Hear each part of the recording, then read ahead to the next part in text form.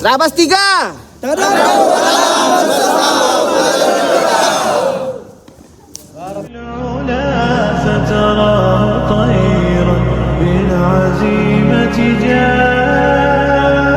Kita harus niatkan juga kegiatan kita hari ini agar dia bernilai ibadah di sisi Allah Subhanahu wa Ta'ala. Jadi bukan hanya sekedar jalan-jalan, kongkow, apalagi touring begitu, tapi bagaimana dia menjadi ibadah di sisi Allah Subhanahu wa Ta'ala.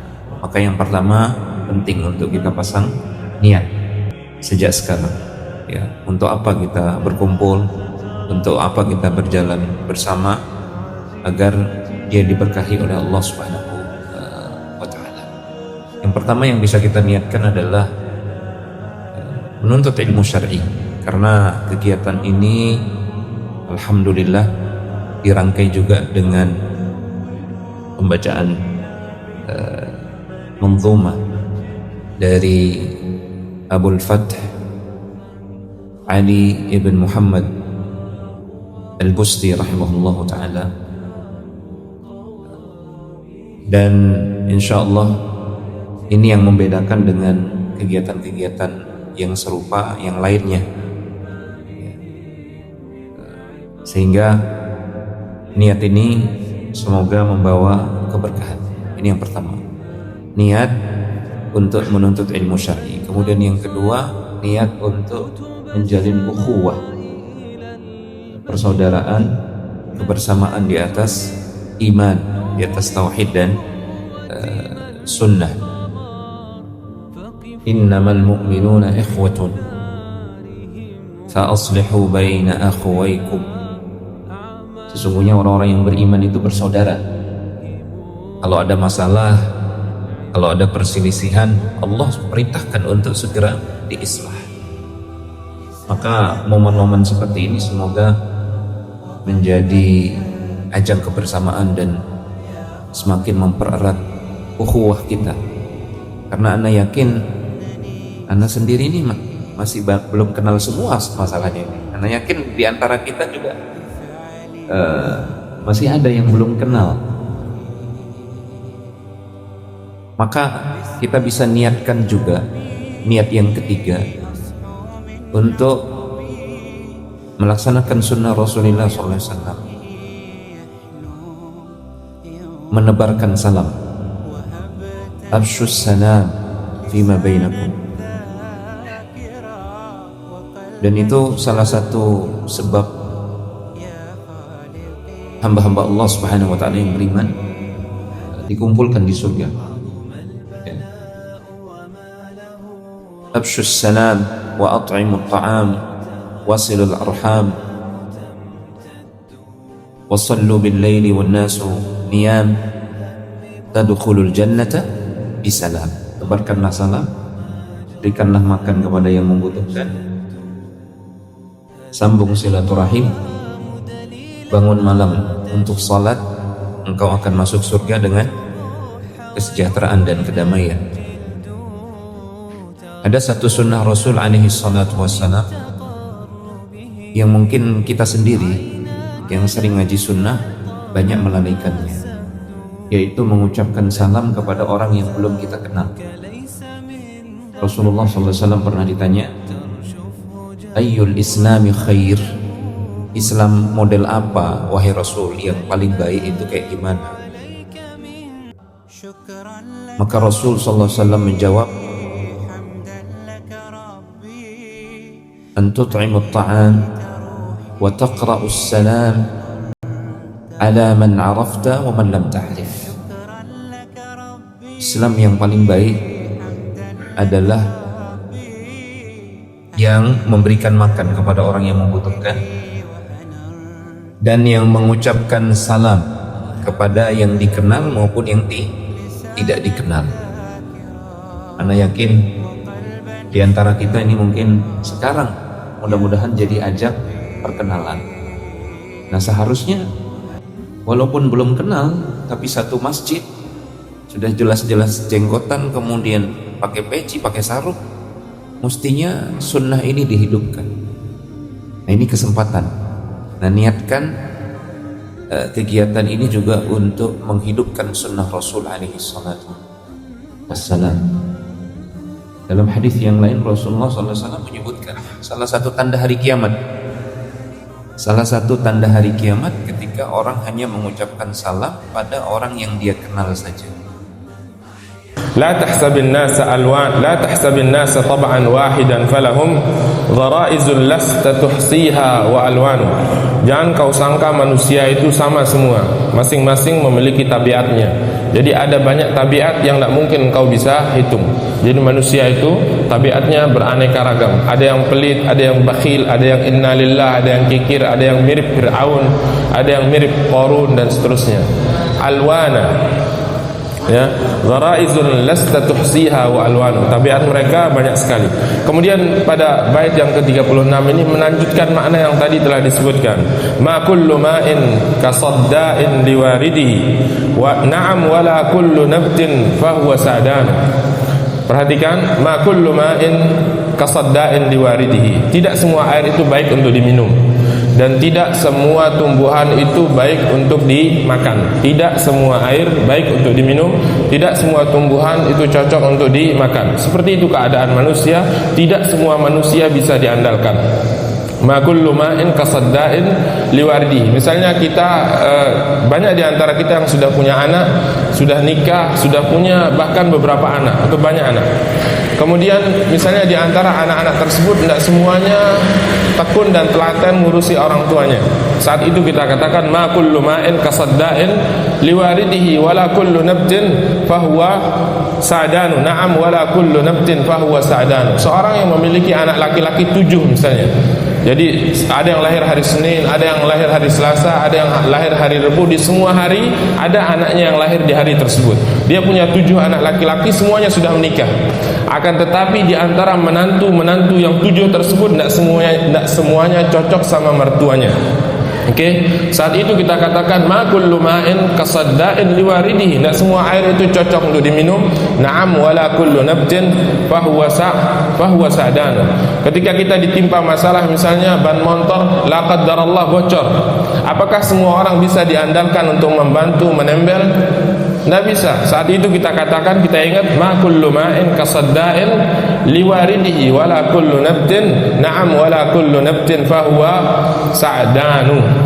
Beliau mengatakan fala takun ajilan fil amri tatlubuhu falaysa yuhmadu qabla an nudji buhranu. Jangan terlalu terburu-buru dengan segala sesuatu yang kalian inginkan, karena buah itu tidak akan enak kalau dipetik sebelum waktunya. Ini mewakili kaidah fikih, man ta'ajjala syai'an qabla anihi uqiba bihirmanihi. Siapa saja yang ingin mendapatkan sesuatu sebelum waktunya, dia buru-buru ingin mendapatkan sesuatu sebelum waktunya, maka dia dihukum, diberikan hukuman dengan lawan dari apa yang dia inginkan. Di antara contoh yang terkenal dari para ulama di kitab fikih mereka yaitu dengan samile mau warisan dengan cepat, milih naruhan mau warisan, kesekat mati ama nih misal. Bapak kok lama sekali, padahal setiap hari dia lihat sakit-sakit terus, tetapi kok nggak mati-mati. Misalnya, tidak ada di sini insyaallah. Atau kita yang diinginkan mati ini oleh anak-anak kita. Ketika ada orang membunuh bapaknya, tentunya ketahuan atau setelah dicek menjadi tersangka, terdakwa sudah sebenarnya dia, maka dia dihukumi tidak akan mendapatkan warisan sedikit pun. Di sini juga di antara faidah yang perlu kita ambil, yang sangat perlu kita ambil di sini adalah kita harus natamahal, kita harus hati-hati dalam segala sesuatu. Jangan kita terlalu terburu-buru ingin mendapatkannya, termasuk juga di dalam bab ilmu, di dalam bab akidah, di dalam bab fikih, di dalam bab segala hal. Jangan terlalu terburu-buru. Kita belajar untuk menimbang segala sesuatunya, menimbang sebelum nanti terjadi hal-hal yang kita tidak inginkan. Antum di sini dengan berbeda umur tetapi semua kebanyakan kita telah melewati segala hal yang kita lihat sendiri dalam kehidupan itu. Banyak hal yang ternyata kita mau mengambil keputusan itu salah. Kalau antum ingat-ingat atau merenungi, ternyata pada saat saya umur sekian, saya terlalu terburu-buru untuk memutuskan nikah, kata beliau ini. Atau terlalu terburu-buru untuk memutuskan keluar dari pondok, terlalu terburu-buru untuk memutuskan pergi touring, Ustaz. Terlalu terburu-buru dalam segala hal itu pasti akan berakibat fatal. Oleh sebab itu, semakin dewasa, inilah yang membedakan antara ilmu dan kedewasaan. 2, 3.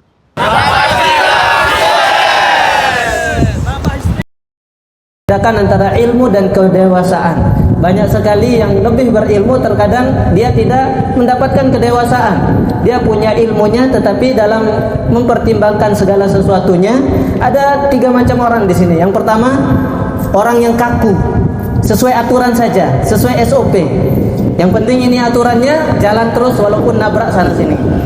Yang kedua, orang yang tidak mau tahu dengan aturan. Dan yang ketiga, dia menimbang al-ahwal, menimbang kondisi orang. Terkadang secara aturan dia seharusnya sudah keluar dari pondok atau tidak ikut masuk terabas. Ternyata setelah mempertimbangkan kondisi dan segala sesuatunya, akhirnya ya sudah, tafadhol, bisa ikut terabas. Terkadang kuotanya udah penuh, kita sudah umumkan kuotanya sekian, tetapi dengan menimbang, ketua geng kita mengatakan, Pak Arul, ketua geng di jalan mengatakan, gas Ustaz, ini 50 ini udah kebanyakan, gas 100 Ustaz. Oleh sebab itu, sampai belum 100, makanya kita masih belum tutup, dan alhamdulillah tidak ada kekurangan, insyaallah sampai di tujuan kita. Yang bait selanjutnya, bait 43, wa dzul qana'ati radin min ma'ishatihi wa sahibul hirsi, afwan 42 dulu ya. 42, kafa la taghtar bi shababin ra'iqin khadilin. Jangan tertipu dengan usia mudamu. Jangan tertipu dengan usia beliamu. Jangan habiskan untuk maksiat. Jangan habiskan untuk bersenang-senang. Baik. Jangan habiskan waktu antum untuk bermaksiat. Fakam taqaddama qabla syaybi syubbanu. Betapa banyak pemuda meninggal sebelum dia tua. Sebelum dia tua, dia meninggal. Wal'iyadzubillah, entah dia apa? Tabrakan, atau kecelakaan, atau kena penyakit, atau kena virus. Wal'iyadzubillah. Kemudian, wa ya akhas syaybi law nasahta nafsak. Wahai, sekarang orang tua ini, nasihat untuk orang tua. Wahai orang-orang yang tua yang sudah penuh ubannya, nasihatilah dirimu. Lam yakun limidlika fil israfi im'anu. Ya, hendaklah engkau malu senantiasa bermaksiat, wahai orang yang sudah tumbuh ubannya. Antum sudah dekat menuju liang lahat. Ya, habis syabibata tubdi udhra sahibaha. Berikan uzur kepada ya pemuda-pemuda. Ya, namanya orang pemuda itu masih belum stabil, masih labil. Apa namanya? Khudha sawa'ira amsalin muhadzabatin. Jadi apa-apa yang sudah disampaikan di kitab ini dan banyak sekali, jadikan dia sebagai pedoman. Fiha liman yabtaghi tibyana tibyan. Barang siapa yang ingin penjelasan, sudah cukup banyak penjelasan yang ada di kitab ini. Kemudian yang terakhir, ma darra hassanaha wa tab'u sa'ighuha. Jadi semua pesan ini disampaikan dalam bentuk syair. Kemudian syair yang paling terkenal itu namanya Hassan ibn Thabit. Betul Ustaz? Hassan ibn Thabit radhiyallahu anhu, syairun Nabi sallallahu alaihi wasallam. Jadi ma darra hassanaha wa tab'u sa'ighuha. Jadi tidak akan merugikan siapa yang buat syair ini ketika dia mengucapkannya keluar dari hatinya. Jadi Syekh mengatakan di sini, illam yasugha qari'us syi'ri hassanu. Jadi memang syair ini tidak seindah syair yang dibuat oleh Hasan ibn Thabit, akan tapi cukup sudah syair ini dibuat dari hati yang tulus, jadi tidak ada keterpaksaan di dalamnya. Siapapun yang mau membuat syair silahkan membuat syair, tidak masalah syairnya tidak seindah syair-syair yang dibuat oleh Hasan ibn Thabit radhiyallahu anhu. Mudahan apa yang saya sampaikan ini sedikit ada manfaatnya untuk kalian para santri. Saya mohon maaf apabila ada salah-salah kata dan hal lainnya yang tidak berkenan. Subhanakallahumma bihamdika asyhadu an la ilaha illa anta astaghfiruka wa atubu ilaik. Assalamualaikum warahmatullahi wabarakatuh.